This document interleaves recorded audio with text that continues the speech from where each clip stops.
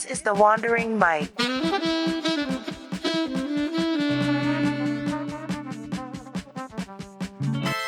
Welcome, everyone, to the Wandering Mike.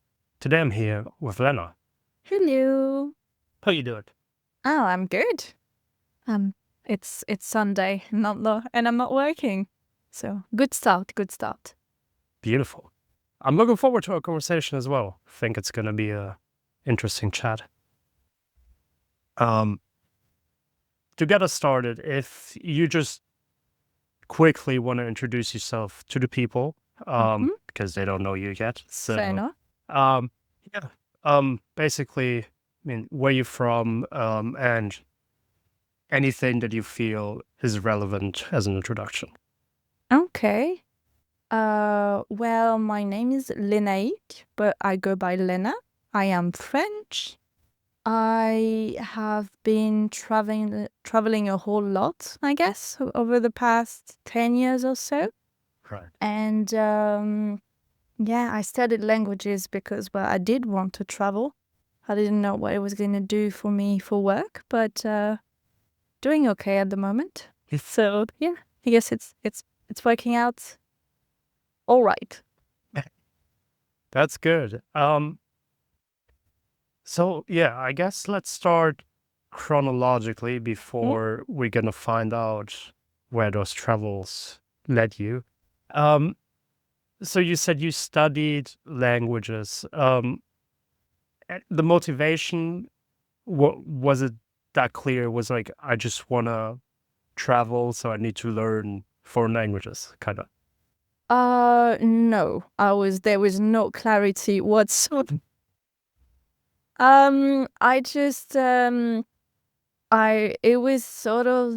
was doing all right at school. I really, really love learning. I'm not always good when it comes to doing the homework and actually writing down an essay because I overthink and I'm stressed. And if I'm not sure that it's going to be perfect, then I'm like, I'd rather not doing at all and just, a very, very relaxful mindset. But I was doing all right with studying, and so when high school was finishing somewhat, then it kind of made sense for me to go to university after. And I knew English came to me fairly easily, so I didn't really have a job in mind. It was just, hey, I can do that, and apparently I can study that, and for as long as I study, my parents are content. So let's just do that and see where it goes. And so I did my English. So my major was English, and I had Portuguese and Mandarin as my minors. Right. And so I just did that because, again, English came to me easily, and I really, really enjoyed it. And because I'm from Europe, it's really easy to do exchanges with other universities. Oh yeah. So on my third year, I was supposed to do the first semester in China, second semester in Brazil. I did the first semester in China. The second semester, however, I arrived and completely messed up the paperwork. Oh no. And I mean, it was really stressful, and it was a bit of an oh no situation for a minute. But what happened is that it was because the semester in Brazil would start after Carnival. And that year it was really late. It was in March. Typically, it's more like February or something. Usually it's in February. And this year it was in March. So when we realized that I couldn't study, it was pretty late. And back then, if I had returned to France to do that semester, it was already halfway through because they had started in January. So I couldn't study in Brazil. I couldn't go back home because I had already missed half the semester. So I was like, oh no, plan B. I just have 5 months on my hand to do whatever I want. How horrible. I know, plan B is, oh my God, terrible. So I just spent about 5 months traveling in South America, and that was fantastic. I spent a semester in China, did not learn that much Mandarin. I spent a semester in South America, and I didn't end up with a grand grammar or whatsoever, but I ended up being able to communicate in both Spanish and Portuguese. So yeah, Plan B was pretty sweet. Still had to redo my third year when I went back home, but I got away with paying the fees. I did not have to reimburse I was on a scholarship at the time, so they right. basically via scholarship paid for me to To travel for a semester. That's amazing. It was a bit scary, and I received the letter telling me oh, you have to pay the money back now because you didn't study. I wrote the most beautiful letter of my life, and they were like, okay, that sounds legit. You can go. No money owed. That's So, nice. what a relief, yeah. And then yeah, I did that, and then once again, just like at the end of high school, I was a bit lost again. It was like, okay, I did the bachelor degree. Don't quite know what I'm doing with myself now, but I have to have an answer. So I started looking at options, went into studied another bachelor in a different French university that was more into international business, that still had English and Mandarin. And then I did that, but it was not really hard, but they weren't pushing us very well. So I just did 1 year of that, and then I figured I should actually give a master's degree a shot. And then I went into business management, and I was just it was just not working out. I tried for 1 semester and I was completely lost. I didn't have any the languages, my passion wasn't there. It was really just business management, and at that point I was something like 22 or so. I was like, how am I supposed to manage? I could just picture myself trying to manage a team of workers who've been in this imaginary company for 10, 20 years. How am I going to tell them what they have to do? Who am I? So even though I was interested in learning how a company works, because Right. I love learning anything, I just couldn't see myself doing it. And so I hopped, I sort of disappeared and kind of hid away in my room for a really long time, and ended up dropping altogether. And kind of as moral support, I guess, I was taking on the side, I was paying to take Mandarin lessons at the Confucius Institute that they had. So yeah, sort of an institute to promote Chinese culture all over the world. So yeah, I was doing that. And they invited me to do a little course over the summer. I just had to pay for my plane tickets, and then I could do whatever I wanted. I mean, not whatever I wanted, but they would pay for everything while I was there. It was about a week long. Right. So we'd pay for accommodation, for food. I would have classes in the morning, and then they would take us on tours in the afternoons. So that was in China again? Yes, that was in China. And so I talked about it with both my parents. They both look at me kind of, no, they couldn't really see the point. They were like, okay, you would be spending money, and that they just couldn't see the point. And I couldn't explain it to them, but I just had to do it. Right. So I did it, and it was fantastic. I was back at it again. I was exploring and learning a language. It was that was me again. And so once that happened, I started working. I worked a little bit in France to save up some money, and decided to do my first working holiday visa in Taiwan. Right. Because I wanted to learn Mandarin, but I had already visited China a little bit, so I wanted to try a new place. And so I went to Taiwan, and then that was yet another travel, I guess, another trip, but that was, the beginning of sort of the lifestyle that I'm living at the moment. Right. So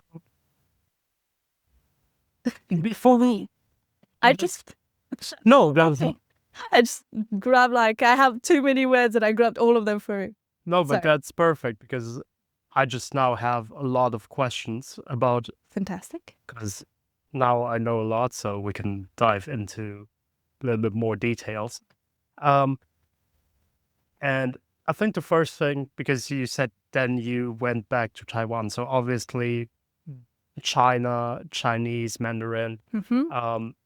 is something that spoke to you. So let's go back to the first time you went to China. So when you went for the One semester semester, there, yeah. um, and from what it sounded like, the studying itself was completely in English then, because you say you didn't learn too much So Mandarin. yes and no. So we had what they did that was really, really good is that for all the foreigners, we had mandatory Mandarin classes every morning. Right. So yes. So yeah, no, this part was excellent. No, the fact that I didn't learn that much, that was on me. That was Right. not on them. One thing that I think was not fantastic is that those classes started maybe a week or so before the rest of the classes. So we had to do those Mandarin classes in the morning, and then in the afternoon we had to pick up whatever classes they had that would fit. Oh, I have to stop touching my microphone. Sorry. We had to pick up the classes that they had that were available and select a few so that it would match our diploma and we could still get the credits. Right. So because for me, it was the easiest because my major was English, so I can study anywhere in the world. There isn't a single university that doesn't have an English department, so super easy. And my classes were in English, so the one thing that was not great is that those Mandarin classes started 1 week before the other classes. So we kind of were put up together, all us foreigners. And for a whole week, we got to meet each other and befriend each other. Yeah. And then when the other classes started and we got to interact with Chinese students, they were great, but we were not gonna go okay, I'm just gonna tell my friends to fuck off because they don't speak Mandarin and just become friends with you instead. We had already started to make groups and settle into kind of a universe. So I spent way too much time speaking English in China and really not enough speaking Mandarin. So that's on me. I know there were 4 of us from my university going on that exchange. We were all living together, so at home we were speaking French, which also doesn't help. But 2 of us didn't end up speaking that well Mandarin because we were mostly gravitating towards the foreign community. And the other 2 actually went out of their way to meet the locals and using Tintin, I think, which is the Chinese equivalent of Tinder. And they would just be friends and befriend people from their classes and so on. So they went out of the way. So Alexi is, I believe, fluent in Mandarin, and he's I think he's a movie director now. He studied cinema. I'm pretty sure he's a director now. And Laura was just supposed to spend 1 year studying there, and she actually met her husband, and she never came back to France. They now have 2 kids, and they've been happily married for years. Is that allowed in China? Is that allowed Just to? You know, it actually changed the year I was there. The end of the one child policy actually stopped when I was there. Texted my family, and my brother, as a joke, was like, "Well, who cares?" And my dad did not understand that he meant "Oh, who cares? It's China, it's not France." My dad was like, "Oh no, you don't understand. If it was in France, there'd only be you and your sister wouldn't exist." It was like, "Yeah, no, my sister wouldn't exist." And And he didn't try to explain. He was just like, I'm so sorry for this comment. And it was kind of funny because especially because with the time lapse, they had this whole conversation and just woke up to it. Right. So it's like, oh, that's cute. There was clearly a misunderstanding. He was just trying to be silly and not hurtful. It was like, okay, I like the passion in the argument. Yeah. It was really cute. So apart from the studying itself, what do you, because I've never been to China. I've talked to I had a really good friend in New Zealand. He's from Singapore, but he's Singapore Chinese. So we talked a bit about the culture there, about like stuff. The food I've got to try was amazing. But anyway, for you, what was like the most obvious cultural differences that you experienced? I studied in Nanjing, and it's I did my exchange in Nanjing Daxue, so Nanjing University, and it was like it is a huge city. It was the capital of China twice in history, so it is really it is a really big city, but they really don't have that many foreigners. So people are so not used that to see foreigners that I would have intense stares, like people would stare at us. And if we were, I remember there was a school in the neighborhood, and if we were passing by, the kids would go like Wagorren, which is like foreigner. And people staring, and also sometimes taking pictures and videos of us. I think one of the funniest one was like, I was walking down the street. Someone was walking towards me. We were on the same side of the street, and we were walking towards me. And so they got their phone out, and I guess they didn't have enough time to take the picture or the video they wanted. So when they got, they slowed down when we were like getting close, and they even like took a few steps back so they could get an even longer video or whatever they were doing. I'm like, really? But it's just I'm just white. Yes. It's not that extraordinary. But I guess it's just only you really don't get that many foreigners in specific place. When you go to Shanghai, on the other hand, you can tell if the Chinese people around you are from Shanghai or are just Chinese tourists, because the people from Shanghai do not care about you whatsoever. But the tourist will actually either take pictures of you or kindly ask you if they can take a picture with you. Like, oh, here's the Pearl Tower, and he's a Waiguoren. He's a foreigner, and it was pretty funny. But no, otherwise there are lots of different things, but it just kind of, you get used to it. It's just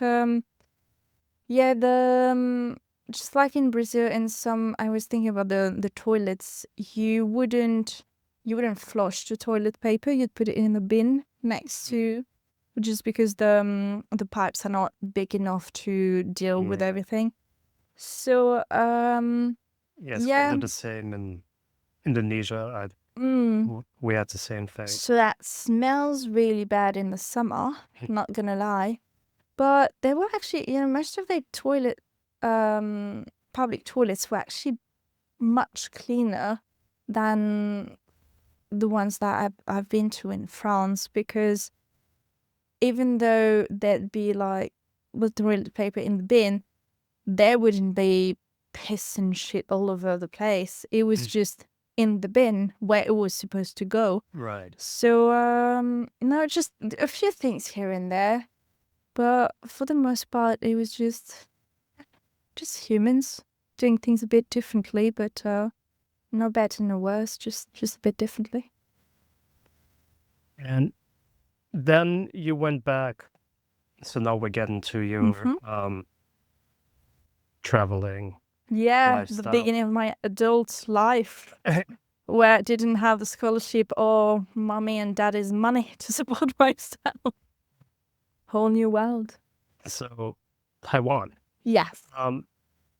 So how long did you say you ended up staying in Taiwan? I was there for almost 2 years Right. because the working holiday visa there, at least for a French person, they grant you 6 months and then you go to the office and they just give you a stamp for another 6 months. Or just like that? Yes. Right. There's no process. They just don't give you 1 year straight away. You have to go to the office to get the stamp. And but that was, so I first arrived in 2019 in November. Yeah, in October, November, something like that. In October. I went in October. I was a month and a half there. Then came back in December because my grandmother was really sick and she ended up passing away. So I spent the whole of December with my family and New Year as well. And then I went back to Taiwan. It was January 2020. Right. And we started getting news that were really not reassuring. And I started getting messages from my mom saying, "Oh, my issue, like we're so fast." They were supposed to visit me. My mom and my aunt were supposed to visit me. So firstly, it was like, maybe we're not coming just yet. We're gonna put that on hold for a bit. And then it was so maybe you should be coming back instead. And it was like, oh, I just found a job. I'm just like, I'm doing great. I don't really want to go back just yet. And it was a brilliant idea because it ended up like in 2020, Taiwan was the safest place on earth. Right. It was, you have to understand that it's a small island. So if they want to cut out traffic, it's reasonably easy to manage people coming in and out. So they really shut down. So they shut down all the borders? Yes, and it was, again, not that hard. Because, you shut down the planes. I mean, the ships could still come for food, I guess, but it's relatively easier to shut down the border, not like in Europe where we just like all small countries smudged together. Of course, yeah. So it went up fantastic. I've never lived confinement in my life. I've never been through confinement. I kept on living my life. I just wore a mask and washed my hands even more than usual, and that was it. I just kept on living my best life. And because it was a bit dangerous to travel because, lots of people in the airports coming from all over the place, they actually kept extending our visa. So we had to every month or every other month, I'd go to the immigration office, get a stamp, and I would get another month or another 2 months. And so altogether, I ended up staying almost 2 years there. So it's kind of like a lot of people here in Australia that just came in 2019 or 2020 kind of ended up staying way longer because of those COVID visas. Yeah. So technically, if someone wants to do a working holiday visa in Taiwan, you can only do it for a year. Is that right? 1 year, yes. And And you then- cannot extend after that. Yeah. So you, got lucky, kind of, I because got of really lucky. Yeah. But yeah, I mean, I was just like one of the very few people on the planet where COVID actually worked out in my favor. It just did. And then also something that worked out is probably that at first there were tourists in Taipei where I was living, but then pretty soon people were just going back home. And so the people who were staying in Taiwan were either Taiwanese or foreigners who were here long term. They weren't tourists. So it meant that I made a lot of good friends who got, and with them I got to experience, like, see the country and also experience the culture. There wasn't a single national celebration that I didn't spend with some Taiwanese friends and family. I got to see the Moon Festival, New Year, Dragon Boat Festival, like all of those. I always experienced all of those with Taiwanese people, and I really fell in love with that country. I would still, I mean, I love it. I fell in love with that place. I would still be there if I could. Right. Really, really loved it. Yeah.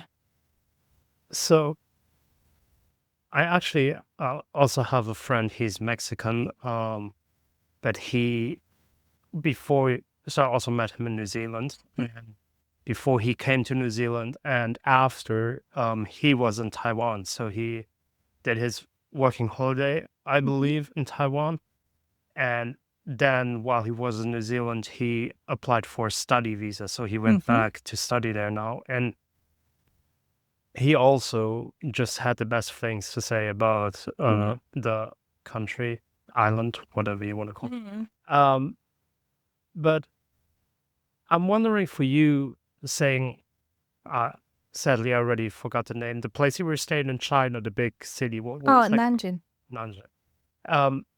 So compared to mainland China, compared to what it sounds like to be maybe a bit more of a traditional place where you stayed, to Taiwan, which is, and I believe already was in 2020, like a very modern place and a very like innovative place. How did that compare? So it's really odd when you say like one is really traditional, one is really modern. It's actually, it really depends what specific thing you're talking about. Right. Because you see in Taiwan, so they didn't, like, the reason that the situation there is that they didn't really have the like the communist revolution. I mean, they did, but how to phrase that? All the when Mao came, it was all about modernity. There was like the idea of everyone's equal. We're all comrades, men, women, children, older people. We're all equal. We get rid of the old Confucius values of okay, there's a hierarchy. I can never pronounce that correctly. But it's just that, yeah, we're all equal and we all have to work for the greater good, for the good of the community. And we're going to get rid of religion and spirituality and religion. So in this part, there was just something where they just like got rid of all the traditions and kind of got rid of that. And so it's doesn't have this, it's still here and it's still present here and there, but it's it's not as present in everyday life. But then it sort of got stuck in this period. So there's still a lot of change and progress, and you've got the economy and all those new technologies that are way more part of everyday life than in old Europe, for example. But so yeah, it's really so many different like layers. And on the other hand, in Taiwan, they're much more open to foreigners. They're not as surprised to see foreigners around. It's still not that common wherever you go, but there's still Taipei itself is quite an international place. Yeah, lots of foreigners. And it's not to say like it's perfect and there's no discrimination, because that is not true. But at the same time, they will like be you'll find in the middle of nowhere an auntie who'll speak to you in English because you look lost, then she can speak Right. English. And on the other hand, if the students are about to have an exam, they'll go to the temple and pray to like either Buddhist temple or Taoist temple, most likely to pray and hope the gods will help them with their exam. So there's some things like are more modern and traditional. It really depends on how you take which level you're looking at, what you mean by modern, what you mean by traditional. It's in both cases it's a variation. It's a lot more complex than just saying, oh, one is this way, one is that way. Yeah, makes sense. And to me, it sounded like in both cases, Taiwan has it figured out better though. But that's just from how I interpreted it. I haven't lived there, so I don't know.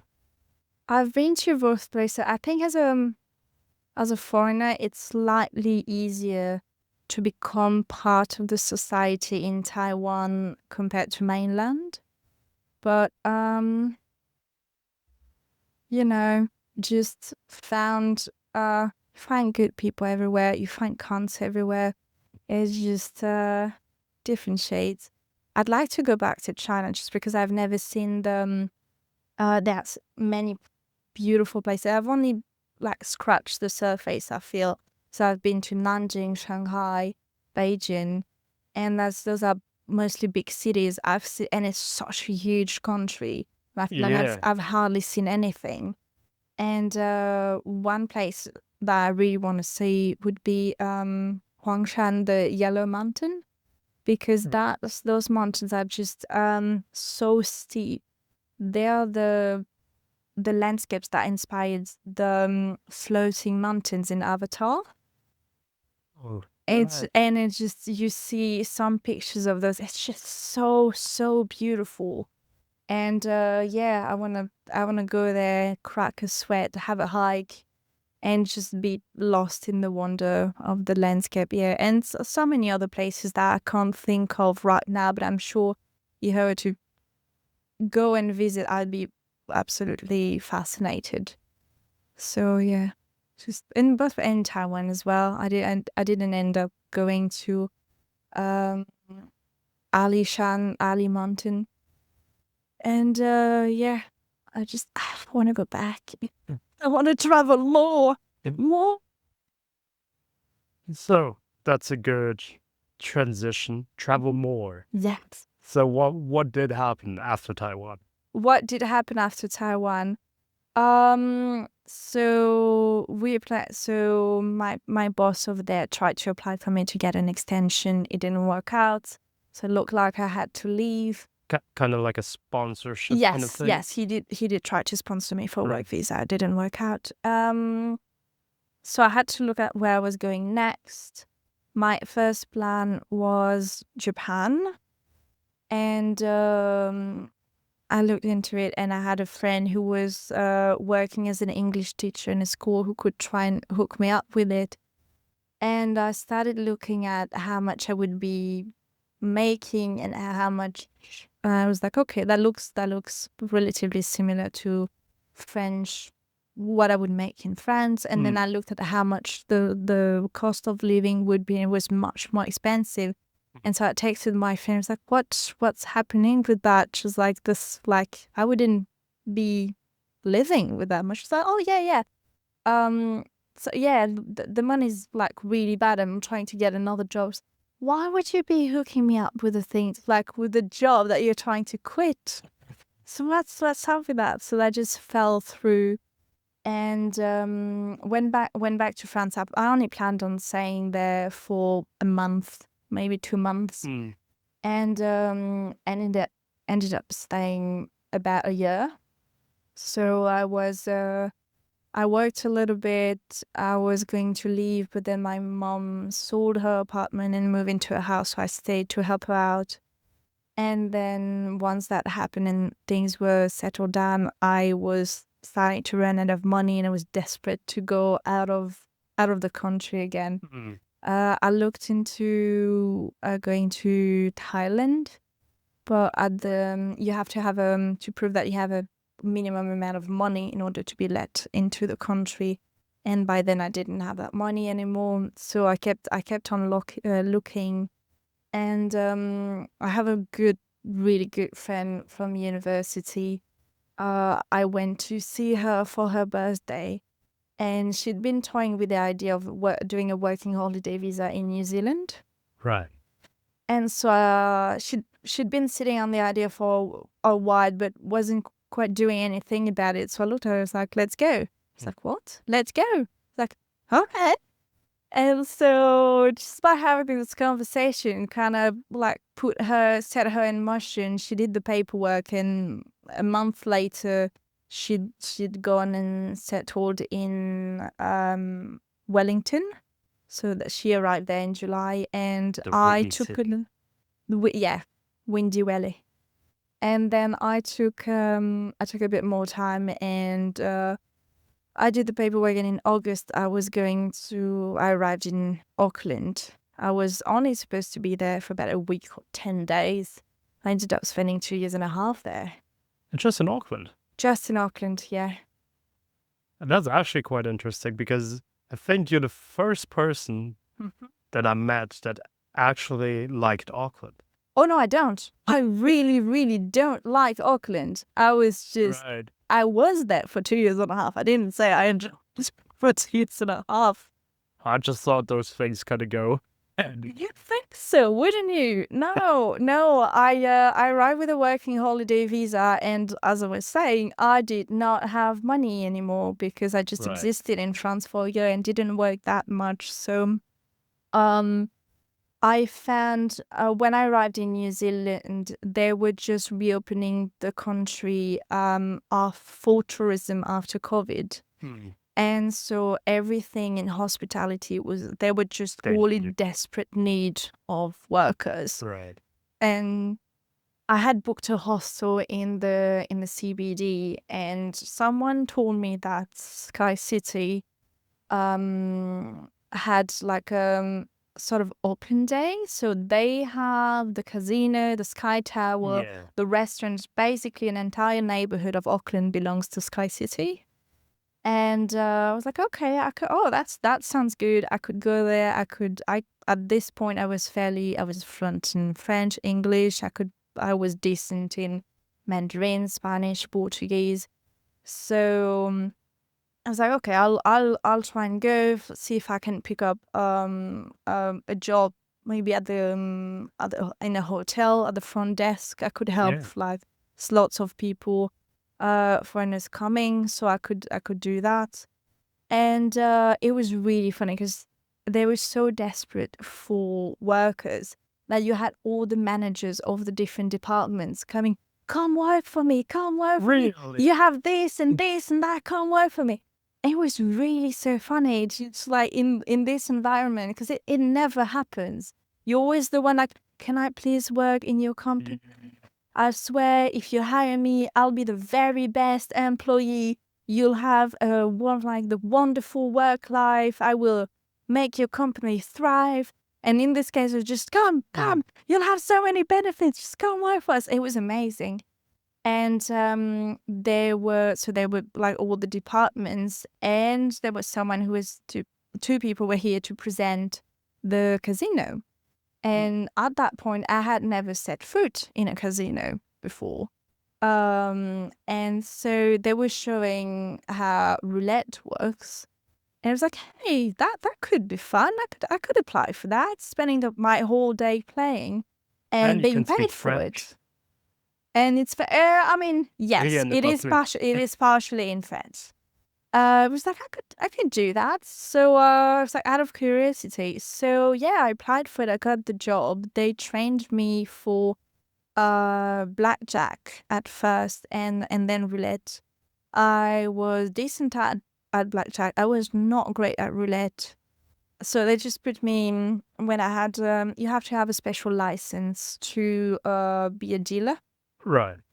And so it took forever because they had to check my police clearance Like from all all. the criminal stuff. Exactly. I had to have police clearance from all the countries I had lived in Right. the 5 previous years. Do you understand how hard it is when you're me? Send those kind of evidence. And yeah, so it took forever. I think it took something like 2 months. So I was in the training room for like 2 months. Mm. And it was yeah, really, it was great. Got to learn. It was really stressful going to the floor for the first time and not just playing around with the other trainees in the room, but actually have like players in front of me, and they want things to go smoothly. But made it, mostly dealt blackjack and some minor games. Eventually got retrained from roulette, for roulette, which I dealt for a little bit. And yeah, I really liked it. It was a bit crazy because you have to be a bit insane to be able to work in that environment and be content. So yeah, I met some really good people there. I really enjoyed it.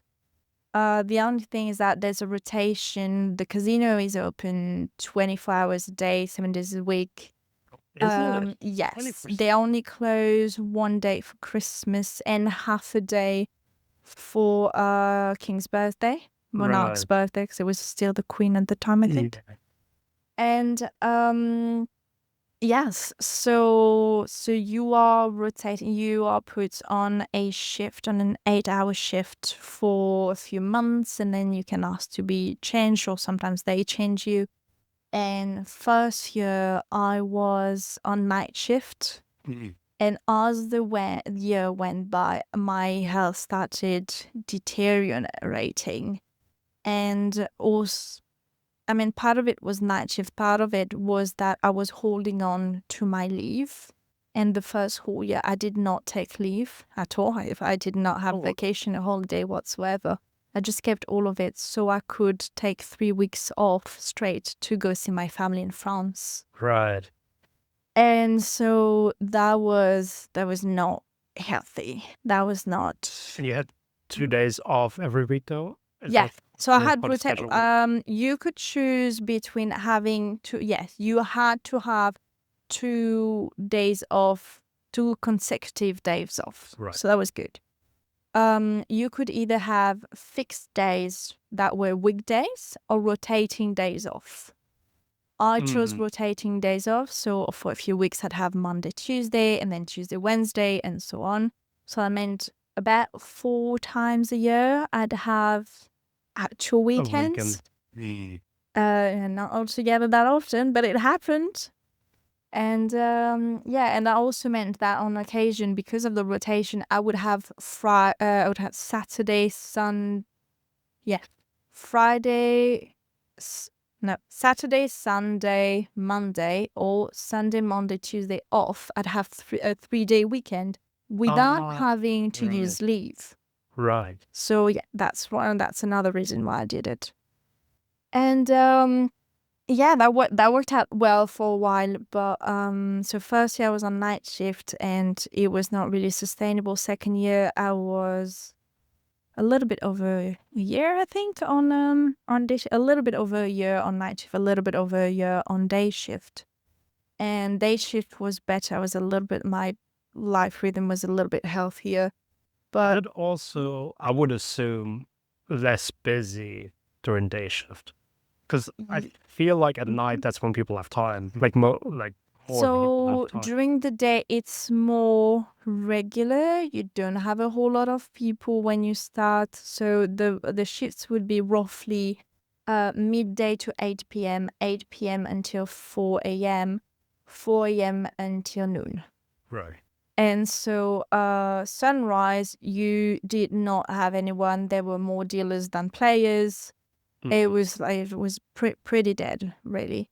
Day shift, you would have people during the weekend, but it's true that on weekdays it was not particularly busy.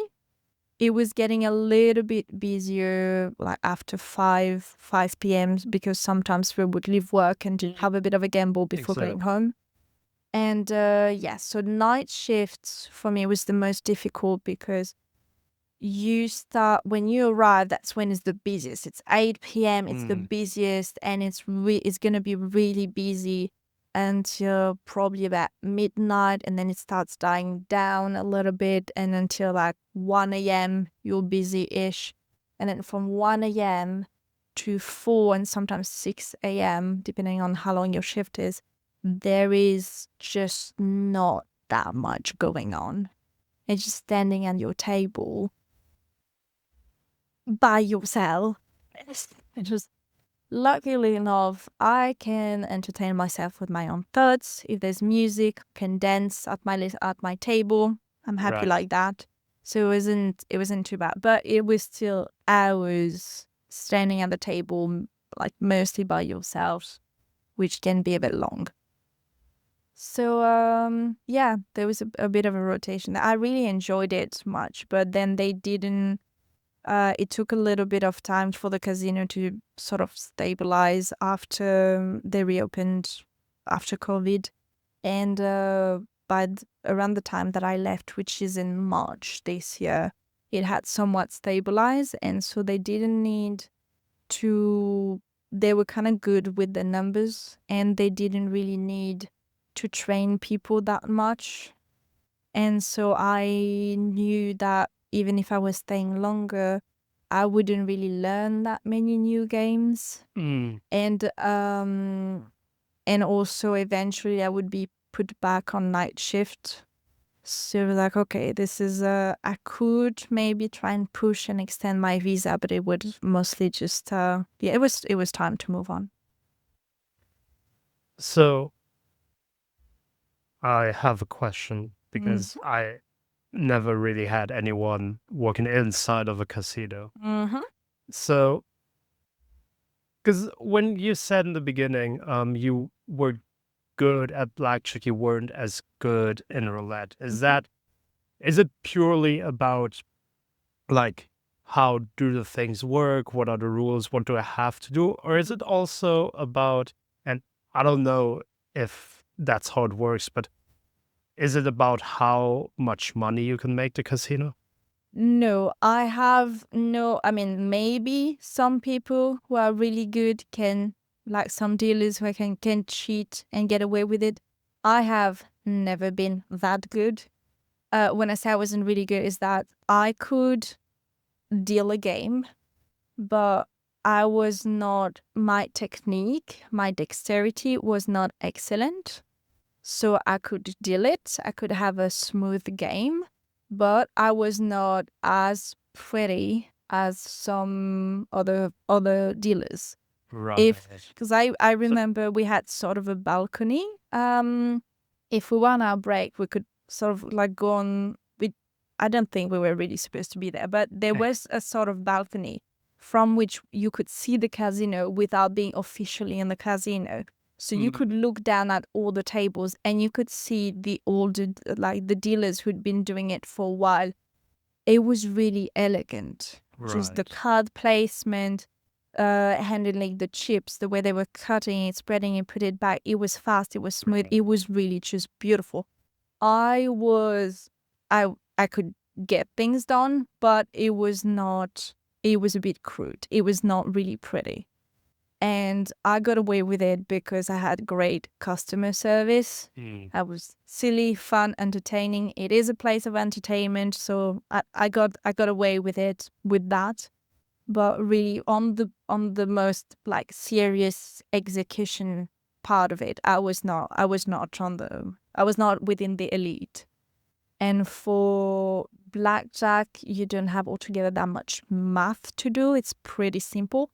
For roulette, you have to be able to count how much you're paying the person, Like you need to know right now in your head, like, oh, he hit that, so you need. exactly how much you get. And so the most difficult would be time 35 is relatively, I mean, it's not easy, but it's when you learn your timetable, you're not really used to learning times 17. This one's a bit Right. tricky.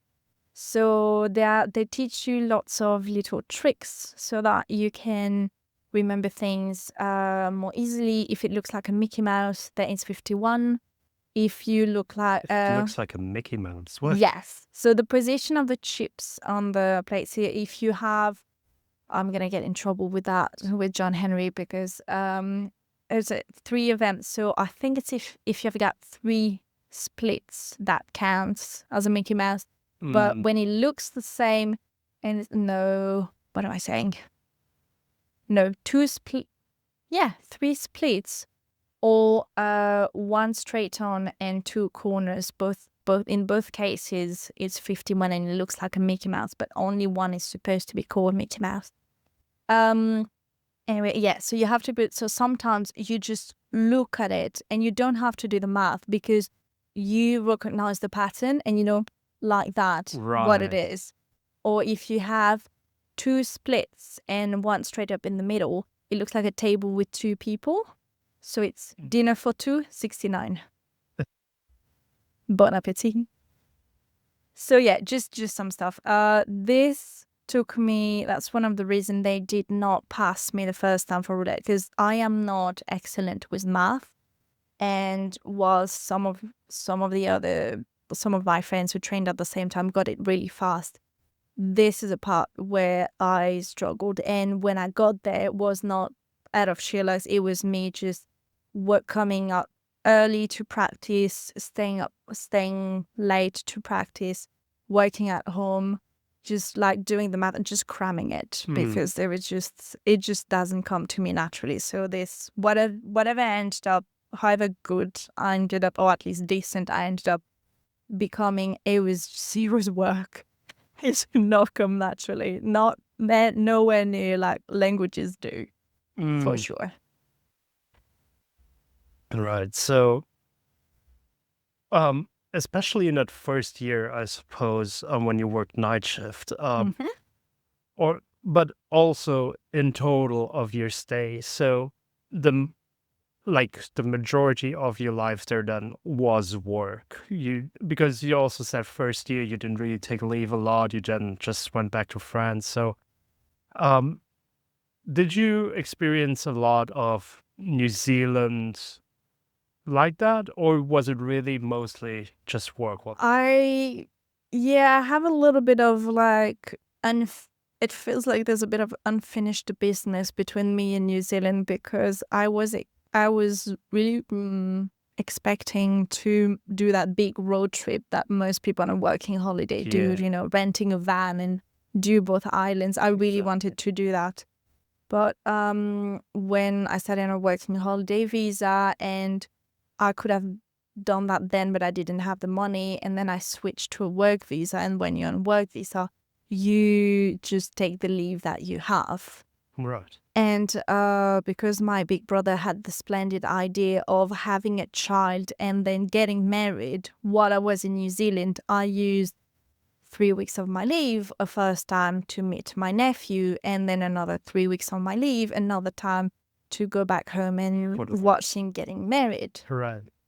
So I did not do that big trip. I was able to do weekends here and there. I think maybe every now and then when I had those like rotating days off and I had 3 days, I could get another day before, another day after to make it a little bit longer and go on a little bit of adventure.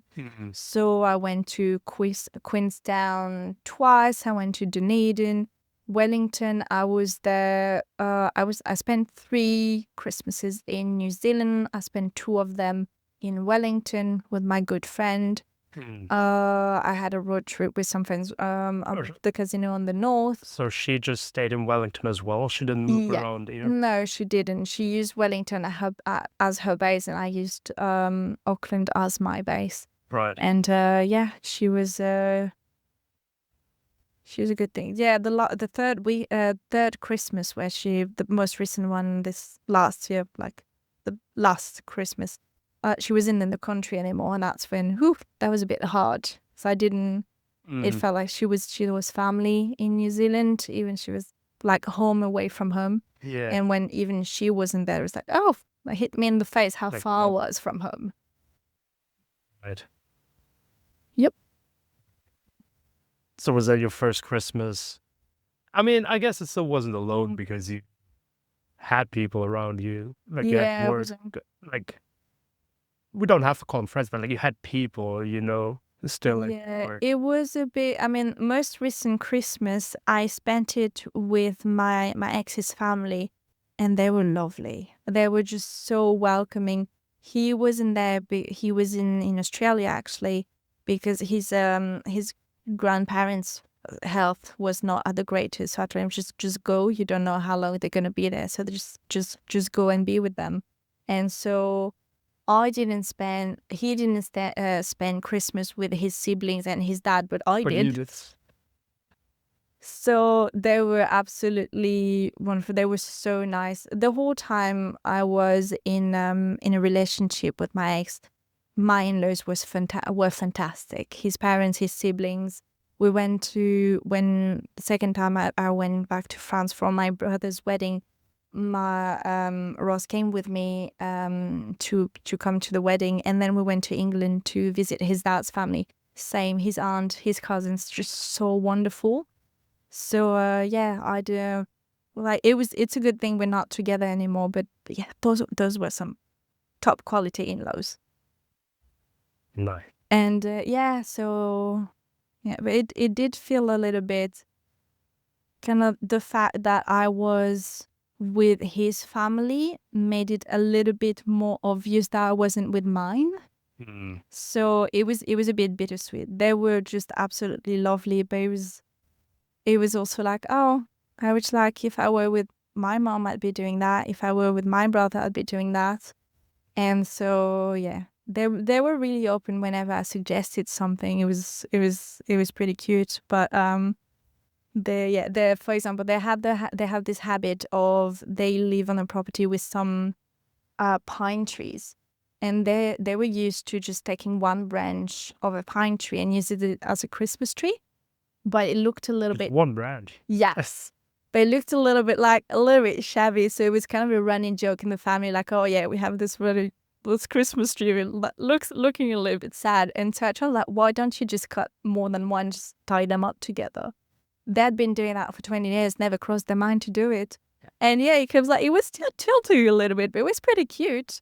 And so no, they were really really sweet, and I had a lovely time. But yeah, they're still like, yeah, a little bit at the back of my head, like, oh, kind of want to just sit on the couch with my mom and sip on a mug of hot chocolate, and I couldn't do that because it was too hot. We can see it now, so It's the peak summer. yeah. Mm. Yeah, I had that feeling last year as well. I was in Queenstown for Christmas, and they didn't even, I don't know if that's just a Queenstown thing, Mhm. but they didn't really decorate. Like there was one little square where there was a Christmas tree, but it was like the Mhm. most hidden square you could choose in the city. Queenstown, you went to South Island last year in New Zealand. Yes. Okay.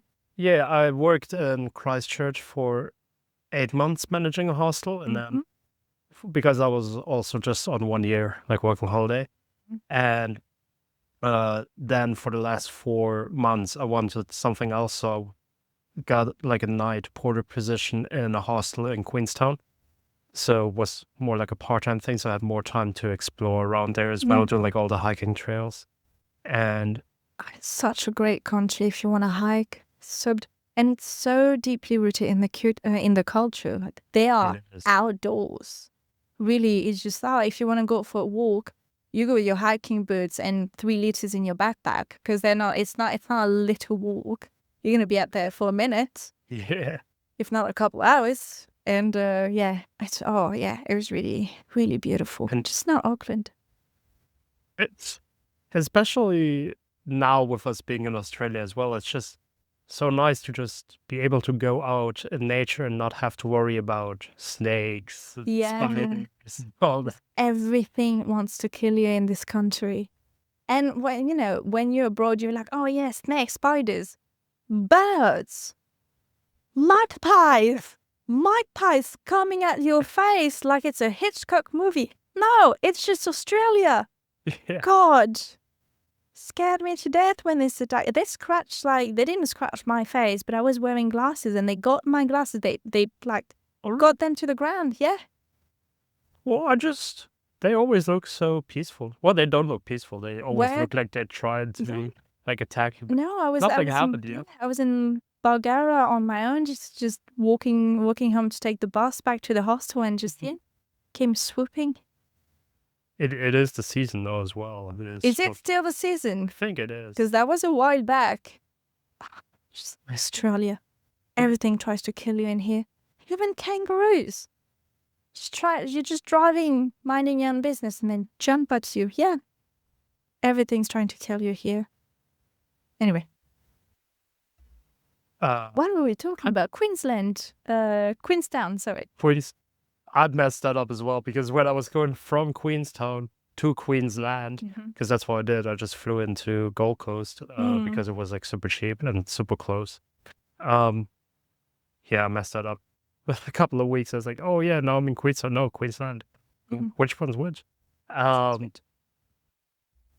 But yeah, so I guess smooth transition again, Australia. So that was less smooth. Also was a hard transition. But you then, I guess, well, I don't know, but maybe because of proximity, why Australia? Why Australia? I didn't want to come to us. That's the honest answer. Right. I mentioned my ex-partner was Kiwi and I'm French, and so when my visa was at the running out and my workplace was doing a little tap dance like, yes, we can help you extend, no we can't, yes we can, no we can't, we had to look at a plan B because we still wanted to be together. Right. So as I was saying, the last Christmas I was like pretty sad without my family, and the last few months in New Zealand I finally managed to have a bit of time off, I just didn't have the energy and just was feeling so down. I couldn't do the big trip I wanted to do. I just I just wanted my family, so I went back, and then I told her, like, I can't be that far from my family just because I don't need to live in the same country with my family. I don't even need to be on the same continent, but I need to be able to, if shit hits the fan, I need to be able, I can like jump in a plane one evening and be in France the next morning. Or same, I like jump in a plane one morning and be at night I'm landing in Paris. And it's just like New Zealand, as much as I like it, it's just too far. And so it's okay, if we want to be together, we have to find like a compromise to get closer to be a bit closer to my family. It was like, okay, Australia? I can't close. No? Okay, we're gonna give Australia a try again. Couple of hours closer. Yeah. And so I arrived in Australia. He was the only reason I was here, basically. I wasn't going to, because I'm 30, I am now a little bit running out of options with the working holiday visas. And so, and I learned, so I studied languages. I could be teaching, but I would need a master's degree. I only have a bachelor. So whatever I want to do, once I run out of time for the working holiday visas, and because I still want to live abroad, I'm going to need a career on which I can base work visas. And so I'm going to need to study again. And so going to Australia, I had to like set that aside, so I couldn't study. Work-wise, I couldn't really do. I was going to be on a working holiday visa, so backpacker jobs, nothing that excites me about that. Going from an English-speaking country to an English-speaking country, also not like I'm not learning a whole lot. So really, it just was going just for him. I gave it a try, and then I ended up picking the phone. Hey, it's not working out. I'm miserable. I can't do it. And he's like, yeah, that's fair. And that was the end of that. So I looked into going back. By then, I arrived here in early May. And it was when we had that call, that would have been June, I guess. And I tried to look into going back to France to study. University year, or my student year in France starts in September.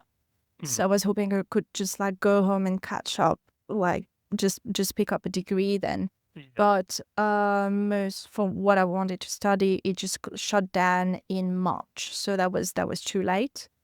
So yes. So now For the September start. yes. That's quite early. I know, but French and paperwork, we're not particularly fast and efficient, so we need those 4 months.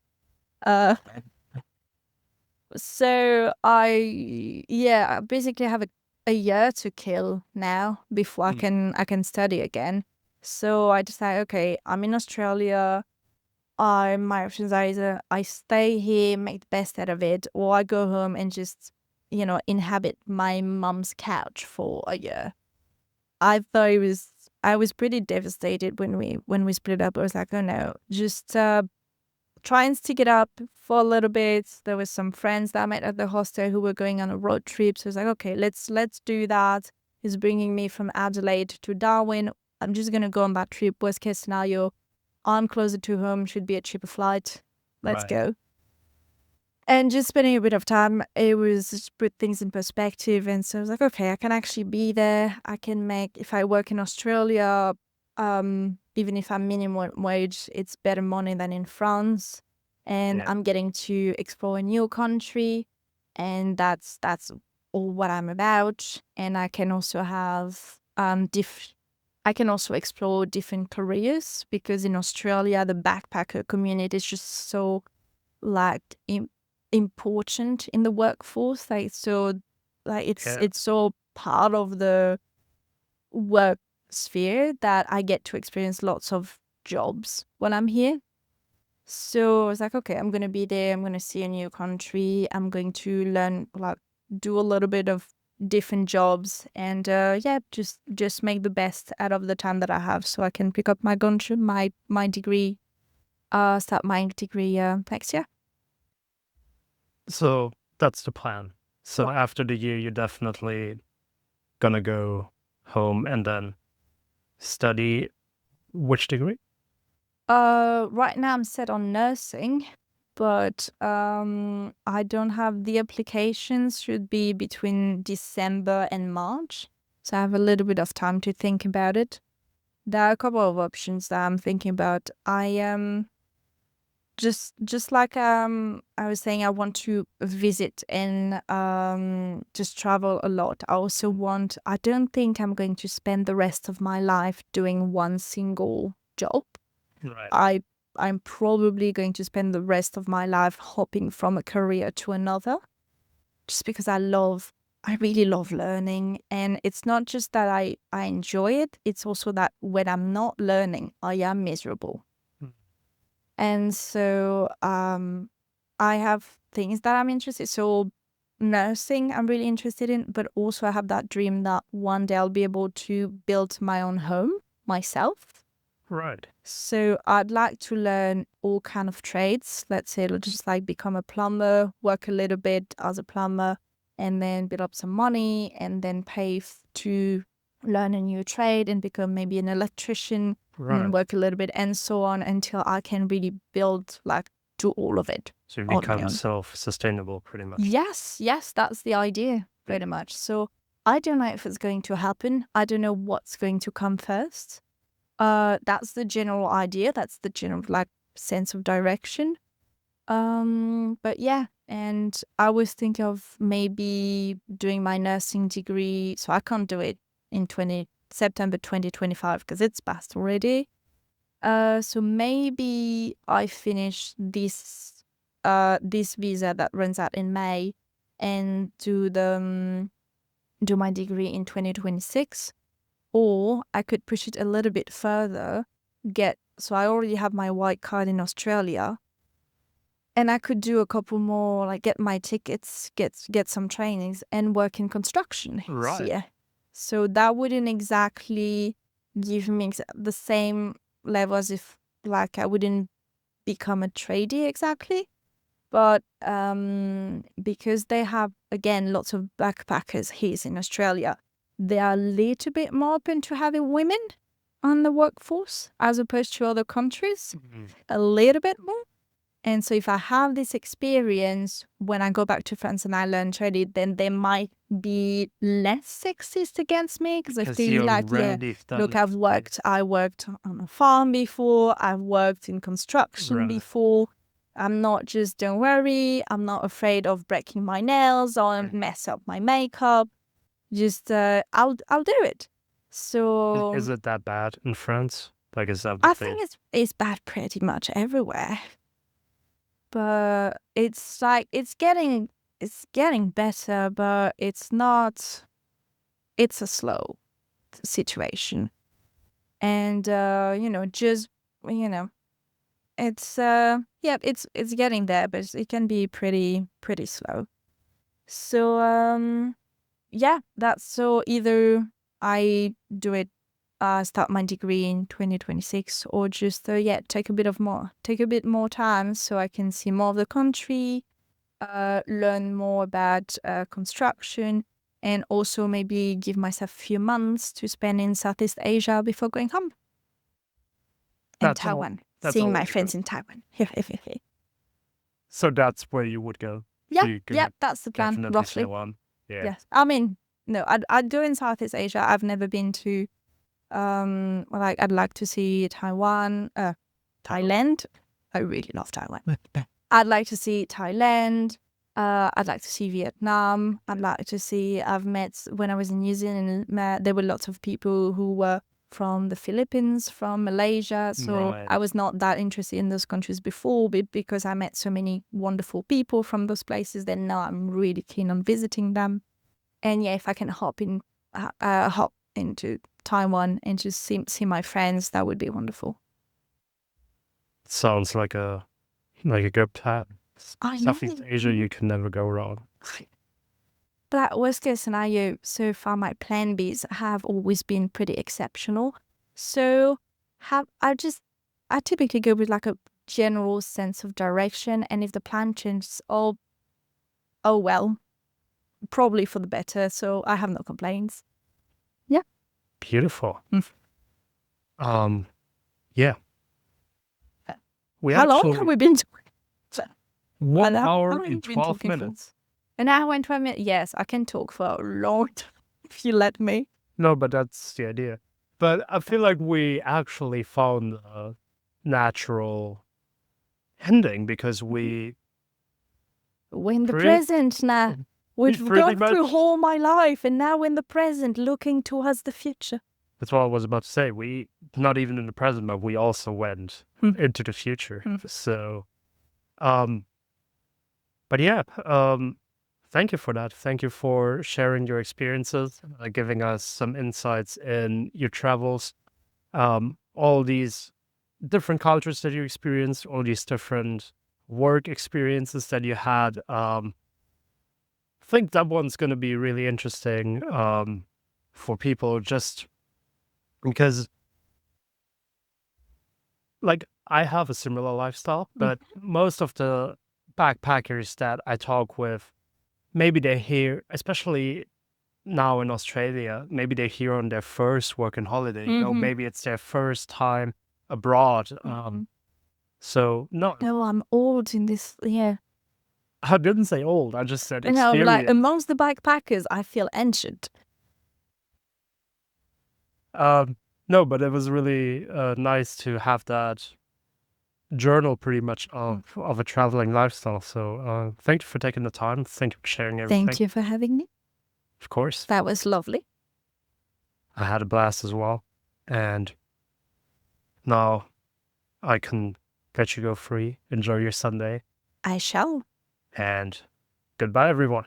Goodbye.